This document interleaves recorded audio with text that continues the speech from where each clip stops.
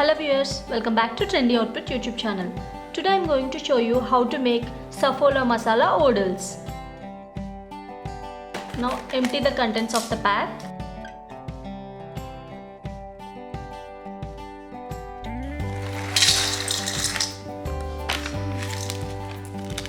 We have one masala sachet and oodles.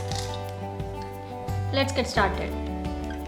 Now take a bowl and switch on the flame and add 260 ml water. Bring it to boil. While boiling the water, add oodles and also add masala sachet also. Cook for 5 minutes.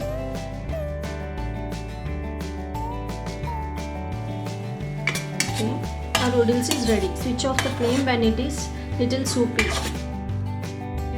Thanks for watching the video.